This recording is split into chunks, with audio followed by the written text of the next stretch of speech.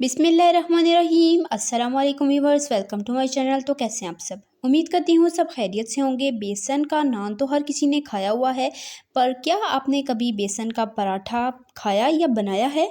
तो आज मैं आप लोगों के साथ बेसन के पराठे की रेसिपी शेयर करने वाली हूँ। तो रेसिपी को आपने बिना स्किप किए एंड तक देखना है। चैनल पे नए हैं, चैनल को सब्सक्राइब कर लें। ये बेसन का पराठा आप एक दफ़ा ट्राई करेंगे, यकीन करें आपको इतना पसंद आने वाला है कि आप बेसन के नान को भूल जाएंगे और हमेशा आप यही बनाना पसंद करेंगे। और हर कोई आपसे फरमाइश पर ये रेसिपी बनवाएगा। तो आपने रेसिपी को एंड तक देखना है। बिना देर किए अपने आज की रेसिपी स्टार्ट करते हैं। बिस्मिल्लाहिर्रहमानिर्रहीम। सबसे पहले हम यहाँ पर बेसन का मिक्सचर तैयार कर लेंगे, जो कि हमने पराठे के ऊपर लगाना है। तो एक बोल में शामिल करेंगे 1 कप बेसन, 1/4 कप चॉप किया हुआ छोटे साइज़ का प्याज और एक छोटे साइज़ का आलू ले लेंगे, जिसे मैंने लंबाई में 4 हिस्सों में कट करके तो इस तरह से मैंने इसकी कटिंग कर ली है। हरी मिर्च लेंगे 1 अदद फाइन चॉप की हुई। स्पाइसेस में इसमें शामिल करेंगे कुटी हुई लाल मिर्च 1 टीस्पून, नमक इसमें जाएगा हाफ़ टी स्पून। नमक मिर्च अपने टेस्ट के अकॉर्डिंग कम या ज़्यादा कर सकते हैं। कूटा हुआ फ्रेश धनिया इसमें जाएगा 1 टीस्पून, भुना कूटा ज़ीरा जाएगा हाफ़ टी स्पून और अदरक का पाउडर इसमें जाएगा 1/4 टीस्पून और पिसी हुई हल्दी जाएगी 1/4 टीस्पून। बस यही सिंपल से इंग्रेडिएंट जाएंगे और उसके बाद हम इसे अच्छी तरीके से हाथ की मदद से मिक्स कर लेंगे। अब थोड़ा थोड़ा पानी शामिल करते हुए हमने इसका थिक सा मिक्सचर तैयार करना है, जो कि रोटी के ऊपर अच्छे से लग सके। आपने जैसे पकौड़ों के लिए मिक्सचर तैयार करते हैं, उससे थोड़ा ज़्यादा ही थिक रखना है। आपने इस मिक्सचर को ज़्यादा पतला नहीं करना, अदरवाइज़ ये रोटी के ऊपर सही से स्टिक नहीं होगा और पकते हुए उतरता रहेगा। इसलिए यहाँ पर आप देख सकते हैं इस तरह का इसका टेक्सचर होना चाहिए। मैंने हाफ़ कप पानी लिया था और 1/4 कप पानी इसमें यूज़ हुआ है और बाकी आप देख सकते हैं इतना सा पानी बच गया था। पानी मैंने ज़्यादा ऐड नहीं किया। तो ये हमारा मिक्सचर तैयार हो चुका है, इसे साइड पे कर लेंगे। और यहाँ पर जी जो हम घर की नॉर्मल रोटी का आटा गूँथते हैं, वही आटा मैंने यहाँ पर लिया है और इसका हम पेड़ा बना लेंगे। तो इसका जो घर की नॉर्मल रोटी होती है उसके हिसाब से छोटे साइज़ का हमने पेड़ा बनाना है। तो यहाँ पर हम थोड़े छोटे साइज़ के पराठे तैयार करेंगे।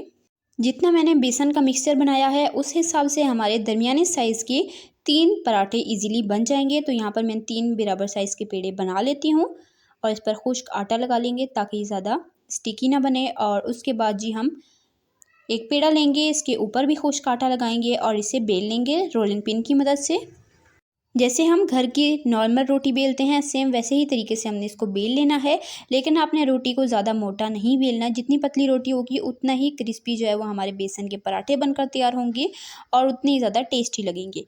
इसी दौरान अगर आपको रेसिपी ज़रा सी पसंद आ रही है, वीडियो को लाइक करें, शेयर करें अपने फ्रेंड एंड फैमिली मेम्बर्स के साथ। चैनल पे नए हैं, चैनल को सब्सक्राइब कर लिया करें, इससे हमारी हौसला अफजाई होती है। हमें पता चलता है कि हम कैसा काम कर रहे हैं। तो चैनल को आपने सब्सक्राइब ज़रूर करना है और प्यारा सा कीमती सा कमेंट करके मुझे बताना है कि आपको मेरी आज की रेसिपी कैसी लगी और आप मेरे चैनल पर किस तरह की रेसिपी देखना चाहते हैं। रोटी को मैंने अच्छे से बेल लिया था और इसे मैंने तवे पर ऐड कर दिया है और इसे हमने बगैर घी लगाए अच्छे से कुक करना है। जैसे हम घर में नॉर्मल रोटी तैयार करते हैं सेम तरीके से हमने यहाँ पर रोटी बना लेनी है। दोनों तरफ से अच्छे से कुक नहीं करना।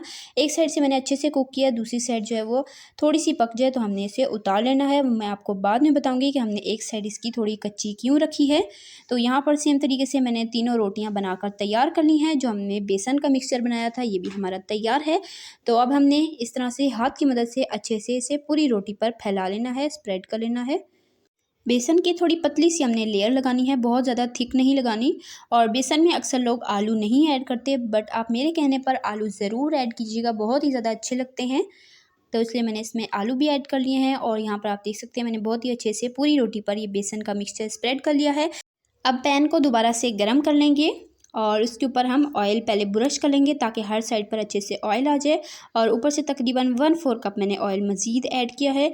जब ऑयल अच्छे से गर्म हो जाए तो हमने बेसन वाला पराठा इसके ऊपर ऐड कर देना है। जो बेसन वाली साइड थी वो हमने नीचे रखनी है ताकि बेसन कुक हो के रोटी के साथ अच्छे से स्टिक हो जाए और बेसन उतरे ना। जब रोटी को पकते हुए 2 से 3 मिनट हो जाए तब हमने इसे थोड़ा थोड़ा रोटेट करते हुए कुक करना है। पहले आपने बिल्कुल भी नहीं हिलाना, अदरवाइज़ रोटी को घुमाते हुए सारा बेसन उतर जाएगा। तो मैंने इसकी साइड चेंज कर ली और माशाल्लाह देखिए कितना खूबसूरत कलर आया और कितनी अच्छी लुक आई है। तो जो हमने कच्ची साइड रोटी की छोड़ी थी उस साइड पर हमने बेसन नहीं लगाया, तो कच्ची साइड हमने इस टाइम पर अच्छे से कुक की है। और ये देखिए माशाल्लाह कितनी परफेक्ट बनकर तैयार हुई है।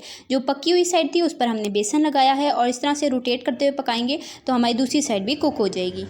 तो जी माशाल्लाह अल्हम्दुलिल्लाह से हमारा बेसन का पराठा बनकर तैयार हो चुका है। इसे निकाल लेंगे। सेम तरीके से बाकी के भी पराठे बनाकर तैयार कर लेंगे।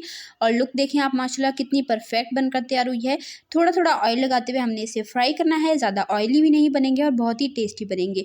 बेसन वाला नान है उसे डीप फ्राई किया जाता है, और अगर बेसन के पराठे आप बनाएंगे तो उसे थोड़े से ऑयल में आपने कुक करना है।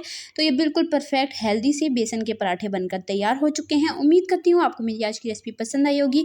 तो इसी तरह की टेस्टी यम्मी रेसिपीज़ के लिए, सिंपल इजी रेसिपीज़ के लिए, चाइनीज़ रेसिपीज़ के लिए, बेकिंग रेसिपीज़ के लिए, डिजर्ट रेसिपीज़ के लिए, रमज़ान स्पेशल रेसिपीज़ के लिए, बकरीद स्पेशल रेसिपीज़ के लिए मेरे चैनल को सब्सक्राइब करें। मैं आपके लिए इस चैनल पर इसी तरह की टेस्टी यम्मी इजी और सिंपल कमाल की रेसिपीज़ लाती रहती हूँ। सब्सक्राइब कर लें ताकि आप हमारी कोई भी रेसिपी मिस ना करें। और यहाँ पर देख सकते हैं आप हमारा पराठा बिल्कुल सॉफ्ट और मज़ेदार सा बनकर तैयार हुआ है। इसे मैंने केचप के साथ सर्व किया है। आप चाहें तो धनिया पुदीने वाली दही वाली चटनी के साथ भी सर्व कर सकते हैं। तो रेसिपी को ट्राई कीजिएगा, अपना फीडबैक मेरे साथ लाजमी शेयर कीजिएगा।